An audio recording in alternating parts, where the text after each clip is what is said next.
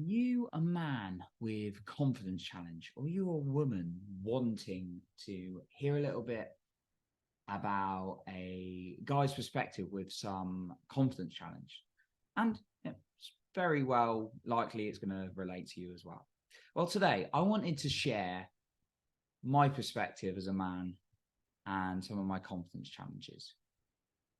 And if you stay until the end, I have an extra point for you then. Now, I created this podcast because I genuinely believed in sharing my story of my self-esteem or confidence.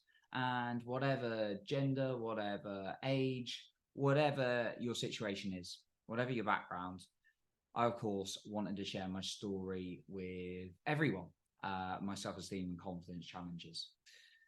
And I realized for a while I hadn't really been deep into some of the challenges I've gone. So today I wanted to share 5 confidence challenges I've had and actually some of the ways I found around them, because I started this because I really didn't like myself. And in 2019, I decided to do a lot of work on myself.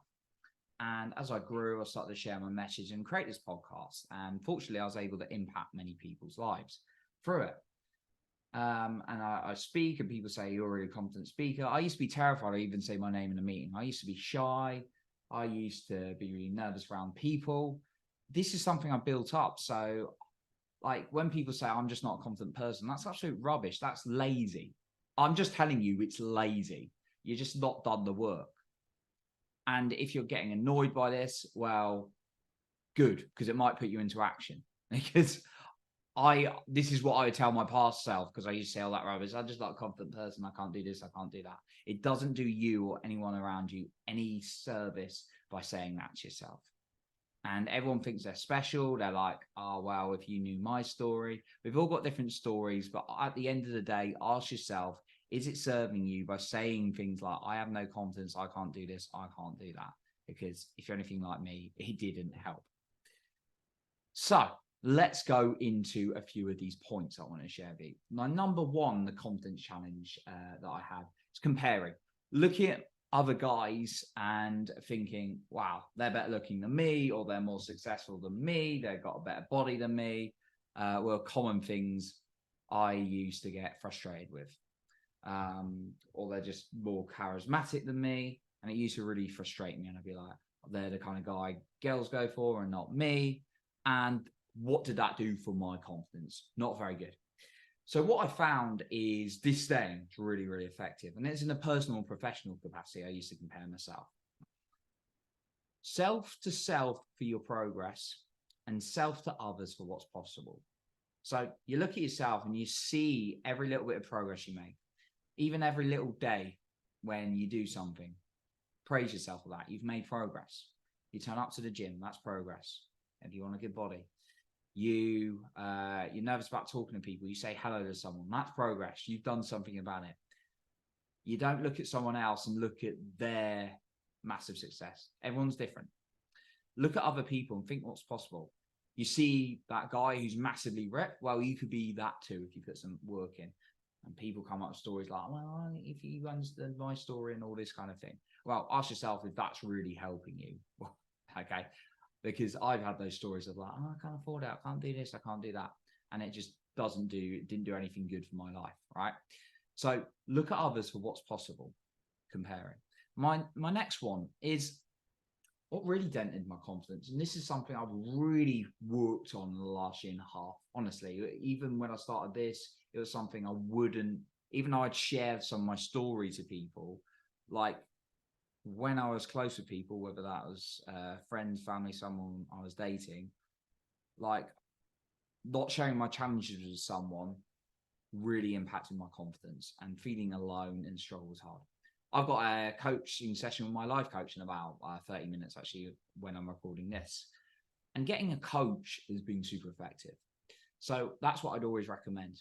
Now, people go, oh, coaches cost money. Well, there's some very reasonably priced ones you can start off with. And honestly, is it a must, or is it like maybe a Sunday kind of thing? If it's important enough for you, you'll make it happen. So don't keep bottling up all your challenges. Get someone to help you talk it through. And at the very least, just talk to someone you trust and support and makes you feel good. because that's going to help your confidence by opening up a little bit. By bottling it in, you're doing a disservice to yourself. The third one, others' opinions of me impacting on my opinion of myself. That's a huge one as a guy that I challenge with, right? So looking for validation on social media from maybe the girl I was dating, or maybe friends, or whoever, or people in the workplace.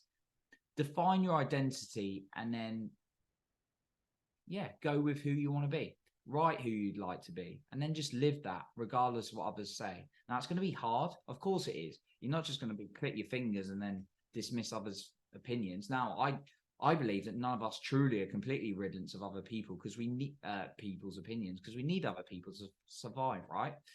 So that was a big challenge for me. The next one, hanging out with the wrong people. Hanging out with people, no, I've never really had toxic people in my life, but perhaps hanging out or being in environments where I just heard negative chatter, gossip, that kind of thing. That's not really for me.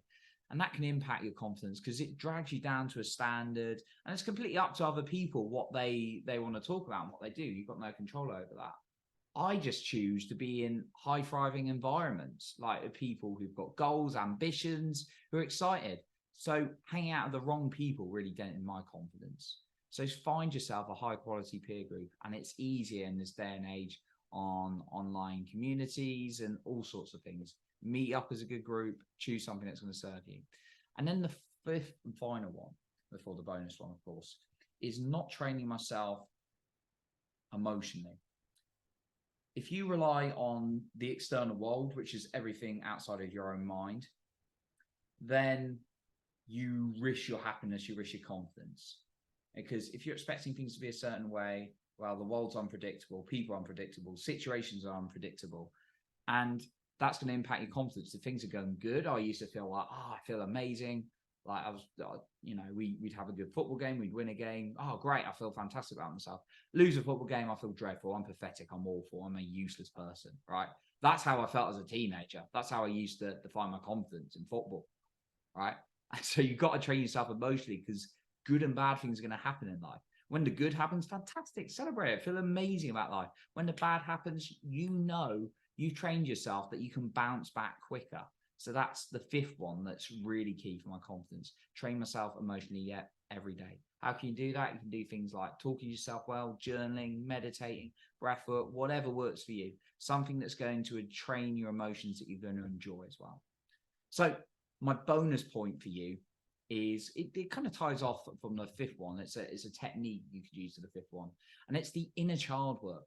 Really connect. I didn't do enough of this. This is a big mistake, and I've actually identified it working one-to-one with a somatic coach. Talking to the 3, 4, 5-year-old version of yourself, telling him that I love him is really important. Telling that inner child within me that I love me, because there's an inner child in all of us. And if we're neglecting our inner child, it's like neglecting a child. They're not being heard, they're not being loved. So how are we going to feel? It's going to impact our confidence. So even if it's a minute a day, tell yourself you love you, like you're talking to that 3, 4, 5-year-old version of you. That's a super effective thing I found that's worked in my life. So that's what I got for you today. I appreciate you for being here. You're improving other people's lives by being the best you. And remember, you are in control of your own self-esteem and confidence.